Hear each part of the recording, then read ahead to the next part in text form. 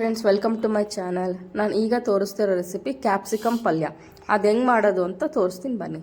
ನಾನಿಲ್ಲಿ ಕ್ಯಾಪ್ಸಿಕಮ್ ತೊಗೊಂಡಿದ್ದೀನಿ. ನೀವು ಕ್ಯಾಪ್ಸಿಕಮ್ ಬೇಡ ಅಂತಂದರೆ ನೀವು ಬ್ರಿಂಜಾಲ್ ಬದನೆಕಾಯಿ ಕೂಡ ಯೂಸ್ ಮಾಡ್ಕೊಬೋದು. ಸೊ ಎರಡಕ್ಕೂ ಸೇಮ್ ಮೆಥಡೆ, ಬಟ್ ನಿಮ್ಮ ಚಾಯ್ಸು. ಸೊ ನಾನಿಲ್ಲಿ ಒಂದು ಈರುಳ್ಳಿನ ಸಣ್ಣಗೆ ಹೆಚ್ಚಿಟ್ಕೊಂಡಿದ್ದೀನಿ. ಈರುಳ್ಳಿ ಜಾಸ್ತಿ ಹಾಕಿದ್ರೆ ಚೆನ್ನಾಗಿರುತ್ತೆ ಟೇಸ್ಟು. ಆಮೇಲೆ ಒಂದು ಸ್ವಲ್ಪ ಕರಿಬೇವು, ಸಾಸಿವೆ, ಜೀರಿಗೆ, ಕೊತ್ತಂಬರಿ ಸೊಪ್ಪು ನಾನು ಸಣ್ಣ ಕಟ್ ಮಾಡಿ ಇಟ್ಕೊಂಡಿದ್ದೀನಿ. ಆಮೇಲೆ ಒಂದು ಸ್ವಲ್ಪ ಹುಣಸೆಹಣ್ಣನ್ನು ನಾನು ನೆನೆಸಿಟ್ಕೊಂಡಿದ್ದೀನಿ. ಆಮೇಲೆ ಒಂದು ಅರ್ಧ ಸ್ಪೂನಷ್ಟು ಶುಗರು, ಸಕ್ಕರೆ, ಆಮೇಲೆ ರುಚಿಗೆ ತಕ್ಕಷ್ಟು ಉಪ್ಪು, ಆಮೇಲೆ ಒಂದು 2-3 ಸ್ಪೂನಷ್ಟು ಸಾಂಬಾರು ಪೌಡರು. ನೆಕ್ಸ್ಟ್ ಏನಂದರೆ ಒಂದು ಸ್ಮಾಲ್ ಬೌಲಷ್ಟು ಕಡಲೆ ಮತ್ತು ಕಡಲೆ ಬೀಜ. ಸೊ ನಿಮ್ಮ ಮನೇಲಿ ಜಾಸ್ತಿ ಜನ ಇದ್ದಾರೆ, ಜಾಸ್ತಿ ಪಲ್ಯ ಬೇಕು ಅಂದರೆ ಕಡಲೆ ಮತ್ತು ಕಡಲೆ ಬೀಜ ಎರಡೂ ಜಾಸ್ತಿ ಹಾಕ್ಕೊಳ್ಳಿ. ಆಮೇಲೆ ತೆಂಗಿನಕಾಯಿ, ನಾನಿಲ್ಲಿ ಇಬ್ಬರಿಗೆ ಎಷ್ಟು ಬೇಕೋ ಅಷ್ಟು ತೋರಿಸ್ತಾ ಇದ್ದೀನಿ. ನೆಕ್ಸ್ಟ್ ಏನು ಮಾಡೋಣ ಅಂದರೆ ತೆಂಗಿನಕಾಯಿ, ಕಡಲೆ ಮತ್ತು ಕಡಲೆ ಬೀಜ ಇದು ಮೂರನ್ನೂ ಹಾಕ್ಬಿಟ್ಟು ಡ್ರೈ ಪೌಡರ್ ಮಾಡ್ಕೊಳ್ಳೋಣ. ನೀರು ಮಾತ್ರ ಹಾಕಬೇಡಿ, ಡ್ರೈಯಾಗೆ ಪೌಡರ್ ಮಾಡ್ಕೊಳ್ಳಿ. ನೋಡಿ ಈ ಥರ ಇಷ್ಟಾದರೆ ಪರ್ಫೆಕ್ಟಾಗಿರುತ್ತೆ. ಇದನ್ನು ಒಂದು ಪ್ಲೇಟ್ಗೋ ಅಥವಾ ಬೌಲ್ಗೋ ಟ್ರಾನ್ಸ್ಫರ್ ಮಾಡ್ಕೊಳ್ಳೋಣ.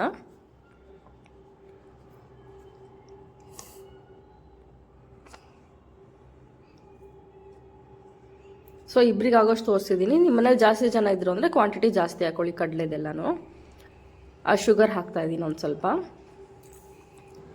ಆಮೇಲೆ ಸಾಂಬಾರು ಪೌಡರು ನಾನು 2-3 ಸ್ಪೂನ್ ಹಾಕ್ತಾಯಿದ್ದೀನಿ. ನೀವೇನಾದರೂ ಸಾಂಬಾರು ಪೌಡರಲ್ಲಿ ಮೆಣಸಿನ್ಕಾಯಿ ಇಲ್ಲ ಅಂತಂದರೆ ನೀವೇನಾದ್ರು ಬದನೆಕಾಯಿ ಯೂಸ್ ಮಾಡ್ತಿದ್ದೀರಾ ಅಂತಂದರೆ ನೀವು ಖಾರದ ಪುಡಿನೂ ಜೊತೆಗೆ ಹಾಕ್ಕೊಳ್ಳಿ. ನಾನಿಲ್ಲಿ ಕ್ಯಾಪ್ಸಿಕಮ್ ಅದೇ ತುಂಬ ಖಾರ ಇರೋದ್ರಿಂದ ನಾನು ಖಾರದ ಪುಡಿ ಹಾಕ್ಕೊತಾ ಇಲ್ಲ, ಅದೇ ಖಾರ ಸಾಕು ಅಂತ. ಸೊ ನೆಕ್ಸ್ಟ್ ಅದೇ ಮಿಕ್ಸರಿಗೆ ನಾವು ಏನು ಮಾಡ್ತೀವಿ ಅಂತಂದರೆ ಈರುಳ್ಳಿ ಮತ್ತು ಕಟ್ ಮಾಡಿ ಇಟ್ಕೊಂಡಿರೋ ಕೊತ್ತಂಬರಿ ಸೊಪ್ಪು, ಆಮೇಲೆ ರುಚಿಗೆ ತಕ್ಕಷ್ಟು ಉಪ್ಪು, ಆಮೇಲೆ ಹುಣಸೆ ಹುಳಿ. ನಿಮಗೆ ಹುಳಿ ಸ್ವಲ್ಪ ಜಾಸ್ತಿ ಇಷ್ಟ ಆಗುತ್ತೆ ಅಂದರೆ ಜಾಸ್ತಿ ಹಾಕಿ, ಇಲ್ಲಾಂದರೆ ಒಂದು 2 ಸ್ಪೂನಷ್ಟು 3 ಸ್ಪೂನಷ್ಟು ಹಾಕಿದ್ರೆ ಸಾಕು, ಮೋರ್ ದೆನ್ ಎನಫು. ಸೊ ನೋಡ್ಕೊಳ್ಳಿ, ಇದು ಮಿಕ್ಸರ್ ಎಲ್ಲ ನೀಟಾಗಿ ಕಲಿಸ್ಕೊಂಡ್ಬಿಟ್ಟು ಟೇಸ್ಟ್ ನೋಡ್ಕೊಳ್ಳಿ. ನೀವು ಗೊತ್ತಾಗ್ಬಿಡುತ್ತೆ, ಅದು ಉಪ್ಪು ಹುಳಿ ಎಲ್ಲನೂ ನೀಟಾಗಿ ಅಲ್ಲೇ ಗೊತ್ತಾಗ್ಬಿಡುತ್ತೆ, ಖಾರ ಎಲ್ಲದೂ. ಸೊ ಮೀನ್ಮೇಲೆ ನಾನು ಏನು ಮಾಡ್ತೀನಿ ಅಂದರೆ ನೀಟಾಗೆ ಸೆಂಟರ್ಗೆ ಕಟ್ ಮಾಡಿ ಇಟ್ಕೊಂಡಿರ್ತೀನಿ ಕ್ಯಾಪ್ಸಿಕಮ್ನ. ಯಾಕಂದರೆ ಅದು ಫುಲ್ ಕಲಿಸ್ಬಿಟ್ಟು ಮಿಕ್ಸರ್ನ ಸ್ಟಫ್ ಮಾಡಬೇಕಲ್ಲ ಒಳಗಡೆ, ಅದಕ್ಕೋಸ್ಕರ. ನಿಮಗೆ ಕ್ಯಾಪ್ಸಿಕಮ್ ಇಷ್ಟ ಇಲ್ಲ ಅಂತಂದರೆ ಬದನೆಕಾಯಿ ಇಲ್ಲಾಂದರೆ ಹೀರೆಕಾಯಿ ಬರುತ್ತಲ್ಲ, ಹೀರೆಕಾಯಿನೂ ಕೂಡ ನೀವು ಯೂಸ್ ಮಾಡ್ಕೊಬೋದು. ಸೇಮ್ ಮೆಥಡೆ, ಇನ್ಸ್ಟೆಡ್ ಆಫ್ ಕ್ಯಾಪ್ಸಿಕಮ್ಮು ಬದನೆಕಾಯಿ ಇಲ್ಲಾಂದರೆ ಹೀರೆಕಾಯಿ ಯೂಸ್ ಮಾಡ್ಕೊಳ್ಳಿ, ಅದು ಕೂಡ ಸೇಮ್ ಟೇಸ್ಟು ಚೆನ್ನಾಗೂ ಇರುತ್ತೆ. ಸೊ ಅದನ್ನು ಕೂಡ ಸೇಮ್ ಇದೇ ಥರ ಸೆಂಟರ್ಗೆ ಓಪನ್ ಮಾಡಿಕೊಂಡು ಸ್ಟಫಿಂಗ್ ಮಾಡ್ಕೊಳ್ಳೋಕ್ಕೆ ಪ್ಲೇಸ್ ಮಾಡ್ಕೋಬೇಕು.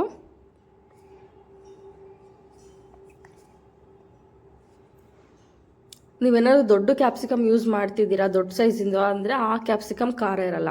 ಸೊ ಆಗ ನೀವೇನು ಮಾಡಬೇಕು ಅಂತಂದರೆ ಖಾರದ ಪುಡಿನೂ ಹಾಕ್ಕೊಳ್ಳಿ. ಇದು ಮಿಕ್ಸರ್ಗೆ ಖಾರಕ್ಕೆ ಬೇಕಲ್ವ, ಅದಕ್ಕೋಸ್ಕರ. ಇದು ತುಂಬ ಖಾರ ಇರುತ್ತೆ, ಅದಕ್ಕೋಸ್ಕರ ನಾನು ಖಾರದ ಪುಡಿ ಆ್ಯಡ್ ಮಾಡ್ಕೊತಾ ಇಲ್ಲ.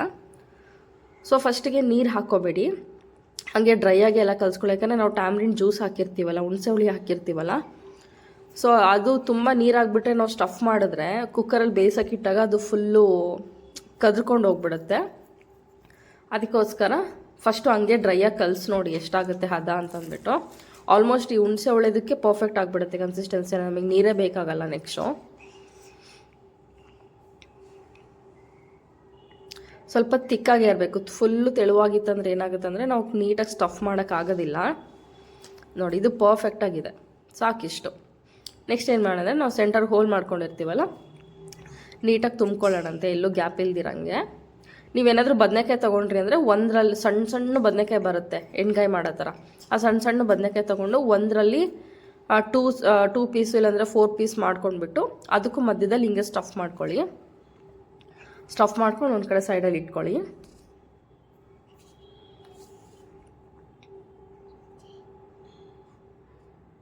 ಇದು ತುಂಬ ಚೆನ್ನಾಗಿರುತ್ತೆ ಪ್ಲೇನ್ ಅಕ್ಕಿ ರೊಟ್ಟಿಗೆ, ಚಪಾತಿಗೆ, ಆಮೇಲೆ ಜೋಳದ ರೊಟ್ಟಿಗೆ ಪರ್ಫೆಕ್ಟ್ ಕಾಂಬಿನೇಷನ್ನು, ಸಕ್ಕದಾಗಿರುತ್ತೆ ಮಾತ್ರ. ಆಮೇಲೆ ಇದನ್ನು ಅನ್ನಕ್ಕೂ ಕೂಡ ಕಲಿಸ್ಕೊಂಡು ತಿನ್ಬೋದು ಈ ಪಲ್ಯನ, ತುಂಬ ಚೆನ್ನಾಗಿರುತ್ತೆ. ಸೊ ನೆಕ್ಸ್ಟ್ ಏನು ಮಾಡೋಣ ಅಂತಂದರೆ ಒಂದು ಕುಕ್ಕರ್ಗೆ ಸ್ವಲ್ಪ ಎಣ್ಣೆ ಹಾಕೋಣ. ಎಣ್ಣೆ ಸ್ವಲ್ಪ ಜಾಸ್ತಿನೇ ಹಾಕಿ, ಎಣ್ಣೆ ಕಾದಿದ ನಂತರ ಸಾಸಿವೆ ಮತ್ತು ಜೀರಿಗೆ, ಕರಿಬೇವು ಮೂರನ್ನು ಹಾಕ್ಕೊಳ್ಳೋಣಂತೆ. ನೀವಿನ್ನೂ ನನ್ನ ಚಾನಲ್ ಸಬ್ಸ್ಕ್ರೈಬ್ ಮಾಡಿಲ್ಲ ಅಂದರೆ ಪ್ಲೀಸ್ ಸಬ್ಸ್ಕ್ರೈಬ್ ಮಾಡಿ ಫಾರ್ ಮೋರ್ ವೀಡಿಯೋಸು. ನನಗೆ ಸಪೋರ್ಟ್ ಮಾಡಿ.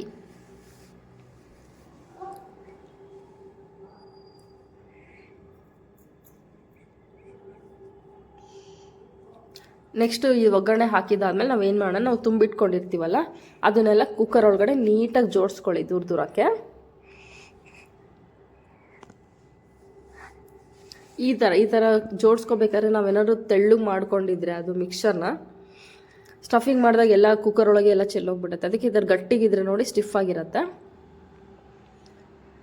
ಸೊ ನಾನೆಲ್ಲ ನೀಟಾಗಿ ಜೋಡಿಸ್ಕೊಳ್ತೀನಿ. ನೆಕ್ಸ್ಟು ಇಷ್ಟು ಉಳಿತು, ಅದಕ್ಕೆ ಏನು ಮಾಡ್ತೀನಿ ಅಂದರೆ ನಾನು ನೀರು ಹಾಕ್ಕೊಂಡು ಲಿಕ್ವಿಡ್ ಮಾಡ್ಕೊತೀನಿ. ನಮಗೆ ರಸ ಕೂಡ ಬೇಕಲ್ವ ಪಲ್ಯ, ಅದಕ್ಕೋಸ್ಕರ. ಸೊ ನೀಟಾಗಿ ಕಲಿಸ್ಕೊಂಡು ಲಿಕ್ವಿಡ್ ಮಾಡ್ಕೊಳ್ಳಿ ಅದನ್ನು.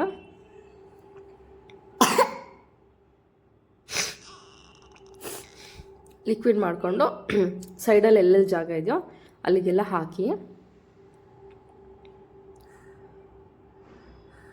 ನೀರು ಸ್ವಲ್ಪ ಪರವಾಗಿಲ್ಲ ಜಾಸ್ತಿನೇ ಹಾಕಿ, ಯಾಕಂದರೆ ಅದು ಕಡಲೆ ಅಲ್ವಾ, ಫುಲ್ ಮಂದ ಬಂದುಬಿಡತ್ತೆ, ಅದಕ್ಕೋಸ್ಕರ. ನೆಕ್ಸ್ಟ್ ನಾನು ಮುಚ್ಚಿಬಿಟ್ಟು 2 ವಿಷಲ್ ಕೂಗಿಸ್ಕೊತೀನಿ. ಮತ್ತು ಜಾಸ್ತಿ ಬೇಡ, ಫುಲ್ ಮೆತ್ತಗಾಗೋಗ್ಬಿಡತ್ತೆ. 2 ವಿಷಲ್ ಪರ್ಫೆಕ್ಟ್ ಆಗಿರುತ್ತೆ.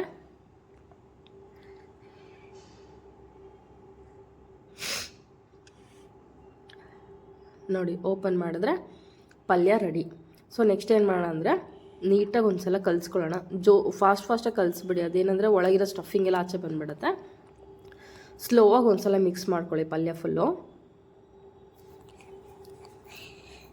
ಸೊ ನಿಮ್ಗೇನಾದರೂ ಪಲ್ಯ ಸ್ವಲ್ಪ ಗಟ್ಟಿ ಅನ್ನಿಸ್ತು, ಅದು ಗ್ರೇವಿ ಏನಾದರೂ ಗಟ್ಟಿ ಅನ್ನಿಸ್ತು ಅಂತಂದರೆ ನೀವಿನ್ನೂ ಸ್ವಲ್ಪ ಬೇಕಿದ್ರೆ ನೀರು ಆ್ಯಡ್ ಮಾಡ್ಕೋಬೋದು. ನೋಡಿ ನನಗೆ ಇದು ಗಟ್ಟಿ ಅನ್ನಿಸ್ತಾ ಇದೆ, ಅದಕ್ಕೆ ನಾನೊಂದು ಸ್ವಲ್ಪ ನೀರು ಆ್ಯಡ್ ಮಾಡ್ಕೊತಿದ್ದೀನಿ. ನೀರು ಆ್ಯಡ್ ಮಾಡ್ಕೊಂಡ್ಮೇಲೆ ಒಂದು ಸಲ ಸಾಲ್ಟ್ ಕೂಡ ಟೇಸ್ಟ್ ನೋಡ್ಕೊಳ್ಳಿ, ಸಾಲ್ಟ್ ಎಲ್ಲ ಪರ್ಫೆಕ್ಟ್ ಆಗಿದೆಯಾ ಅಂತಂದ್ಬಿಟ್ಟು.